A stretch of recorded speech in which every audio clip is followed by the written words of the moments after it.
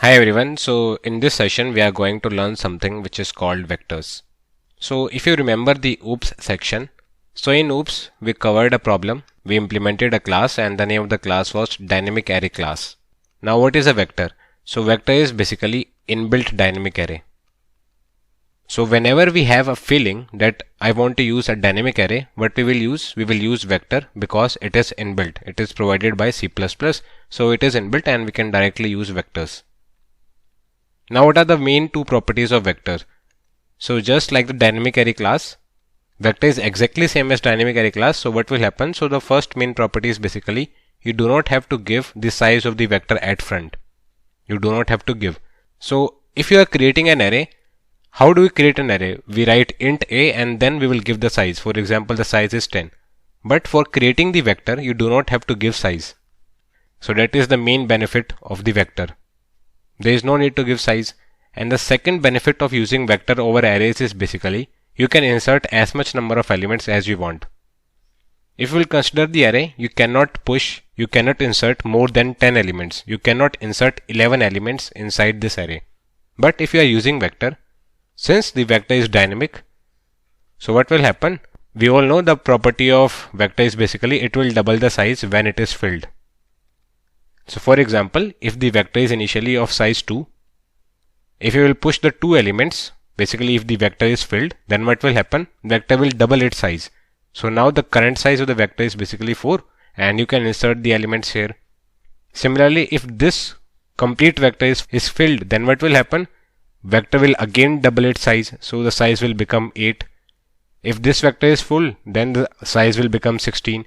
So vector will keep doubling its size and basically you can insert as much number of elements as you want. But with the array, once you give the size, you cannot insert more than 10 elements in this case.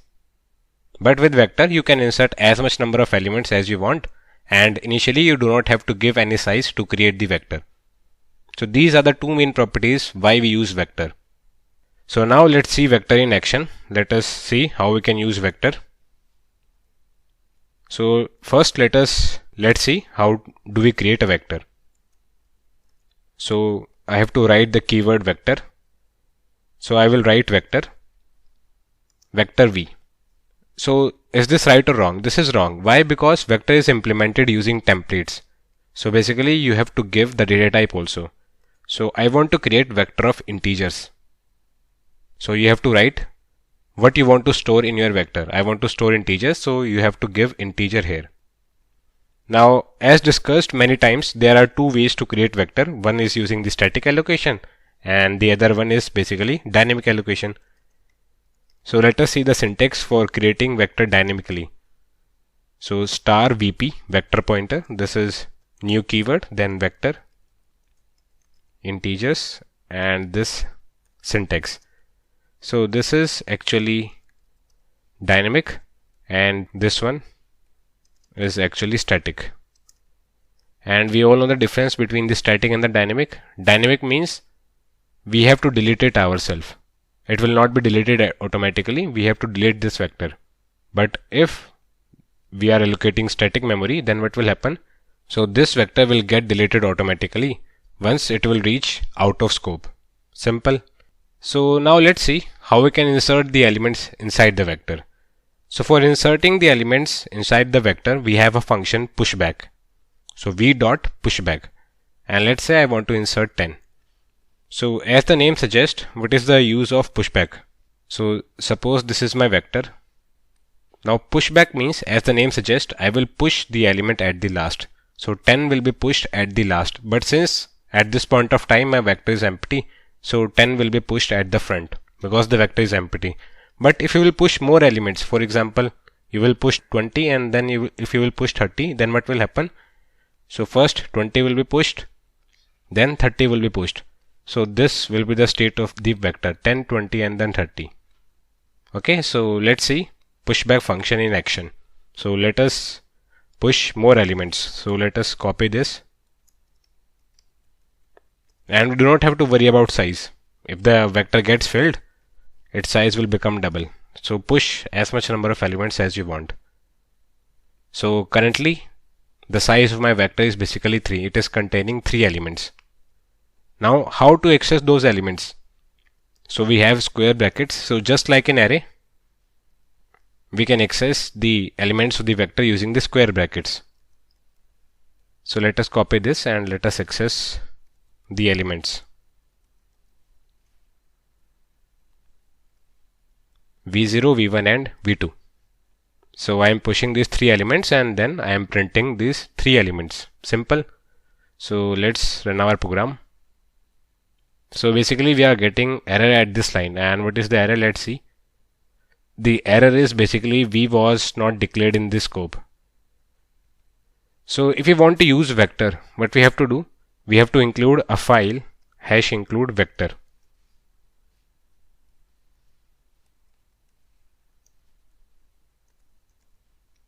So after including this file #include vector, it will not give us error. So let's run our program. And this is my output. So that's how vector is working. Now, can I change the elements once I have inserted those elements? Obviously. So what I will use square brackets to change the elements. So suppose I want to change the element present at index 1. So what I will do? V of 1 is, let's say, 100. So initially it was 20. Now I change its value to 100. So let's see. So 10, 100 and then 30. Initially this 100, it was 20. So this square brackets, just like it used to work in array, it will also work for vectors. So since vector also has square brackets, so what is the need of pushback function? So what I want to say here is, so initially I have three elements inside the vector. Now let us push the fourth element. So can I push the elements using the square brackets just like we used to do in arrays? Can we do this? So are these two lines valid? So let us try to understand. So if you will think logically, these two lines should not work, because if these two lines worked, then what is the use of pushback function? So that means these two lines will not work. So why we need pushback function? What is the importance of pushback function? So pushback function, inside the pushback function, what we'll do? So there are checks implemented. It will check what is the current size of the vector. If the vector is getting filled, I have to double the size. So all these things are implemented in pushback function. That's why for inserting the element, we will always use pushback function. So if you will use this, then what will happen? So the size of the vector will not increase. So size increase cross. Size of the vector will not increase. So what are the elements do I have? So I have 10, then I have 20, and then I have 30. Let's see what is happening here. So suppose initially, let's say the size of the vector is basically 2. Let's say initially it is 2. Let us assume. It is not 2 actually, but let us assume the size of the initial vector is basically 2. So that means this line will create a vector of size 2. So what is happening? This is my vector. Push 10. I can push 10. Then I am pushing 20. So I can push 20. Then in order to push 30, what will happen? The size of the vector will become double. Now the size of the vector is basically 4. So you can push the 30 element and you can push one more element. You can push one more element. The size of the vector is 4. Now what I am doing here, change the second element. So this is 100. Now print. Okay. Now what you are doing, you are pushing the fourth element. So fourth element will be 1002. But you are pushing the fifth element. So this is the fifth element. And at this memory you are pushing 1, 2, 3, 4. So basically my vector only has this much amount of memory. So this memory does not belong to me. So this memory does not belongs to us. So basically you are pushing an element. You are pushing an element at such a memory location, and that memory location does not belong to us. Okay, so this is basically wrong. And this is also wrong. So let us experiment out something. So let us experiment something. So after pushing at 4th and 5th indexes, let us push more elements. So v dot pushback, let's say 23, and let's say push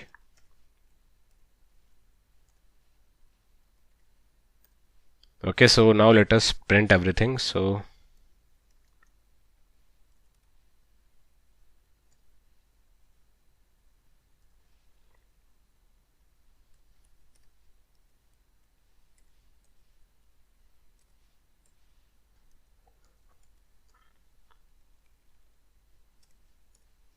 okay, so if I will run my program, what should be my output? So ideally, what should be our output? So initially I have pushed 10, then 20, then 30, then I change its value to 100. Then I am pushing, so 1002, and then I am pushing 1234, and then v dot pushback 23 and v dot pushback 234. So if I will execute our code, this should be my output. Ideally, this should be my output. Okay, so please remember 10, 100, 30, 1002, 1234, and then this one. So let's see whether our output is correct or not. Let's delete this one. So now let us run our program. So this is the output. So let's see whether our output was wrong or right. So as discussed, so ideally what should be our output? So what I pushed 10, then pushed 20, then pushed 30, then change its value to 100. Then I pushed using the square brackets 1002 and 1234, and then I use pushback function to insert 23 and 234. So ideally my output should be this one. But obviously this is our ideal output is not coming out. So what is happening? So when you are using pushback function to insert these elements, what pushback function will do? It will push the element at the last. So for vector, this is the last. 30 is the last because we didn't use pushback function to insert these two elements. We did not use pushback function to insert these two elements. So for pushback function, this is the last index. So what will happen? What should be my output? 10, then 100, then 30. So basically 23 will come here, and then 234. So 234, and then basically, so these two are removed. And then what is happening? So these two are basically lost. Then I am accessing this memory location, and then I am accessing this memory location. So these two memory locations are basically garbage values. And in our case, these two garbage values are basically 0 and 0. So these two garbage values are basically 0 and 0. It could have been anything, but in our case, they both are 0. So that's why you should never use brackets to insert. You should always use pushback function. Now one more thing. So basically how this function is able to access the sixth element and similarly the fifth element. This is able to access the sixth element because what it will do, so it will say, so underlying, this is my underlying array. So it will go to its start address. It will take 6 jumps ahead and it will print whatever is present at this garbage location. So 0 is present. That's why 0 is getting printed. Simple. Now I have alternate of using the square brackets, and the alternate is basically add function. The alternate is basically use of add function. So let's see how we can use add function and what is the difference between the add function and the square brackets. So one thing is quite clear here. This is very wrong. So never use square brackets to insert elements because the size of the array will not increase. The size of the vector will not increase. The size will not become double. So this is wrong.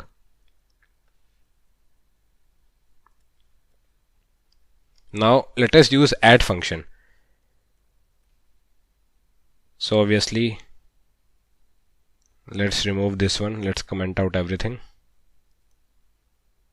So I want to use add function. So currently I have 3 elements and then 2 elements here. So the size of the vector is basically 5. So cout b dot add. Add function will take index. So let us print what is present at the index 4. And let us also check what is present at index 6. So basically index 4 is a valid index. The size of the vector is currently 5, so the last index is basically 4. So this is actually a valid index, but index 6 is not valid. Index 6 is not a valid index. So if we will run our program, let's see what will be our output. So see, what is the output? So at index 4, 2, 3, 4 is present, but at index 6, which is not a valid index, you can see out of range. The size of the vector is basically 5 and you are trying to access the 6th element.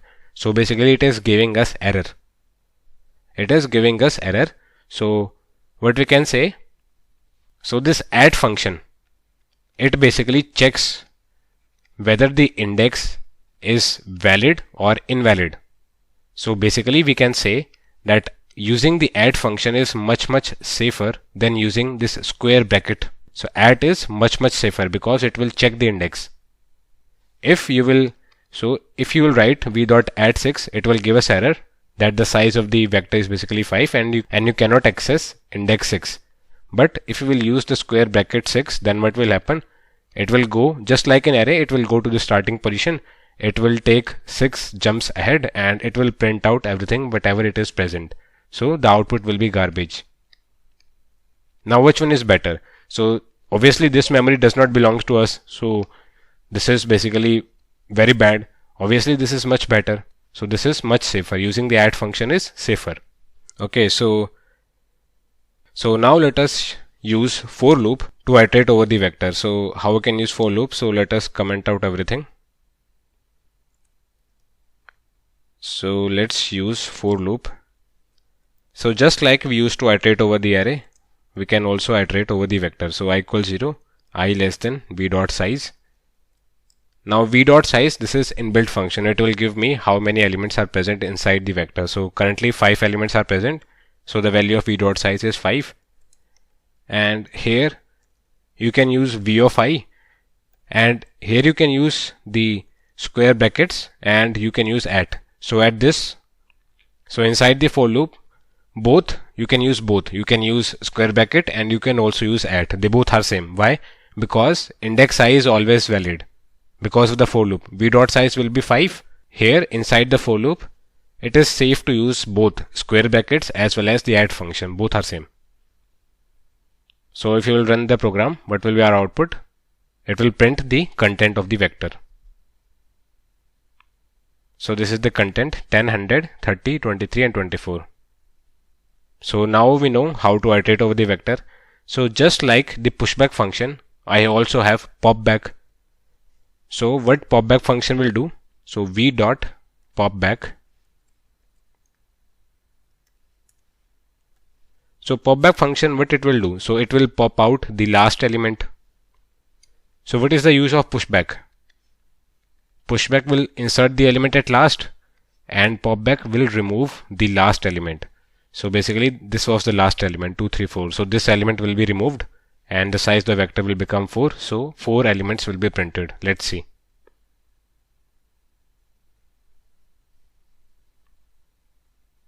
So 4 elements are getting printed. The size, the vector is containing only 4 elements. Now let us comment out everything and let's do some experiments.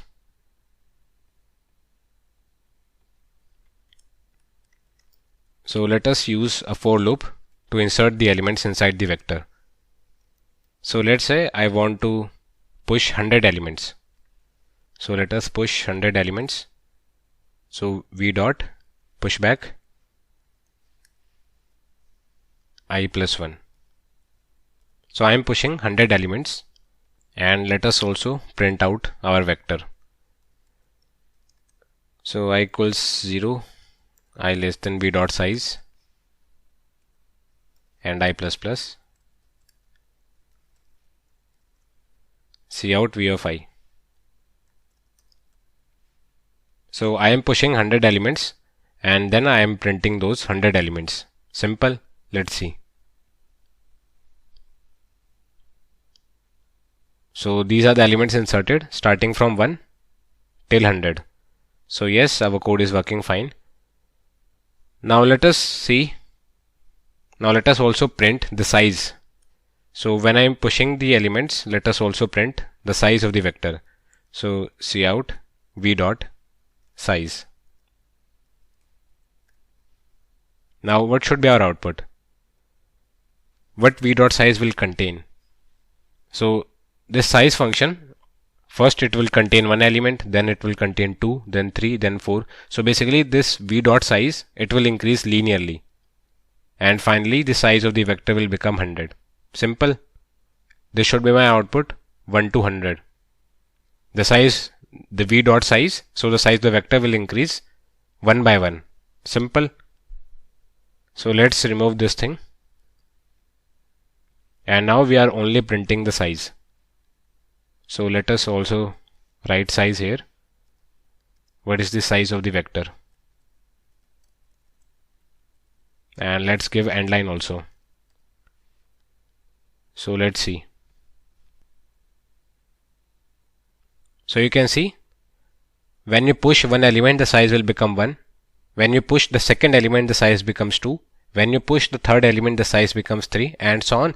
And finally, when you will push the 100th element, the size of the vector will become 100. Simple.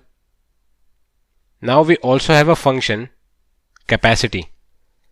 So I have a function capacity. So what this capacity function will do?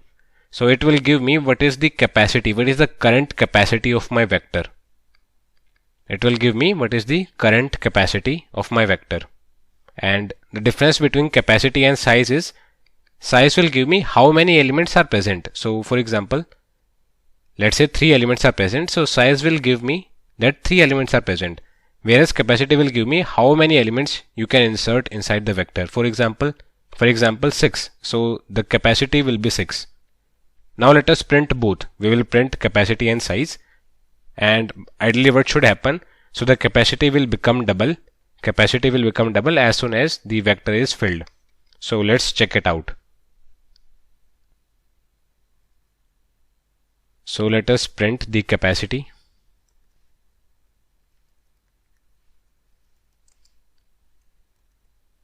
V dot capacity. So this is also an inbuilt function of basically vector.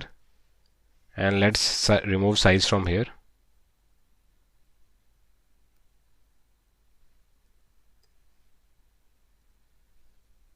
Okay, so let's run our code and let's see what will happen.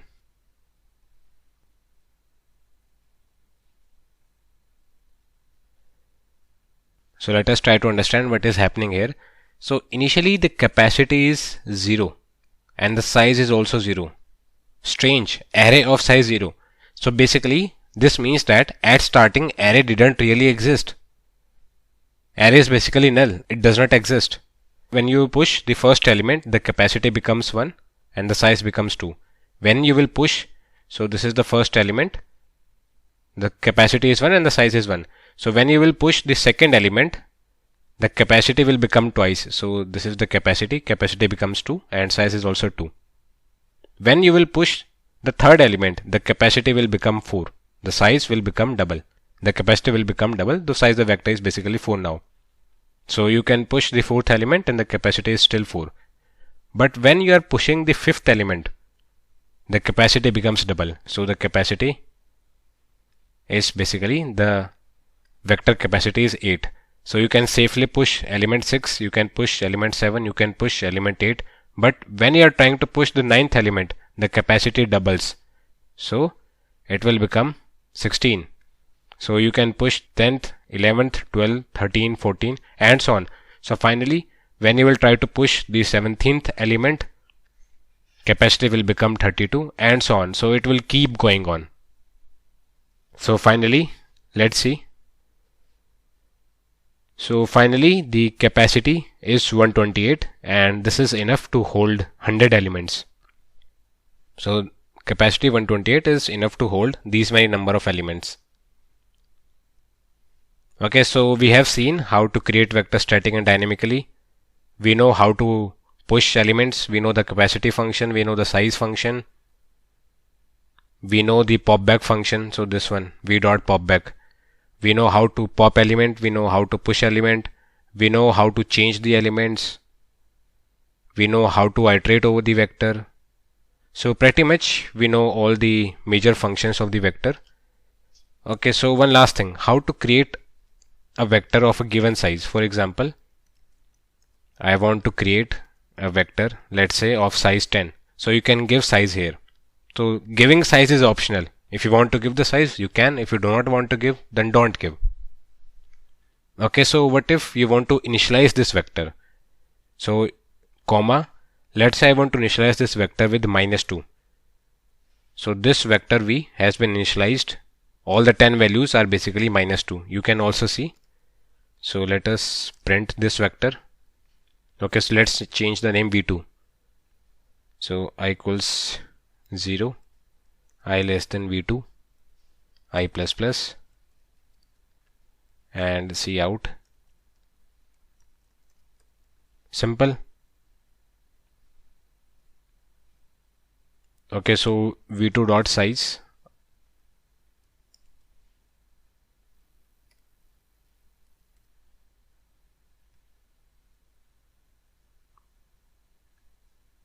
So see, the vector has been initialized. All the 10 elements are -2. So that's how you initialize a vector. So it is not necessary to initialize the vector. So if you will write like this, vector of integers v3, and you can only give size. So this is also correct. Okay, so can we sort the vector? So yes, we can sort the vector. I have inbuilt function sort. So what we will do, I will write like this. For example, I want to sort vector v2. So sort v2 dot begin, v2 dot end. So just like array, we have to give the starting and the end iterators. So sort v2 dot begin and v2 dot end, and my vector will become sorted. My vector will be sorted. Okay, so we know how to initialize, we know how to give, how to create a vector of a given size. We know how to sort a vector. So pretty much we know all the functions, all the major functions of the vector. Okay, so I think this is enough. I will see you in the next one. Bye bye.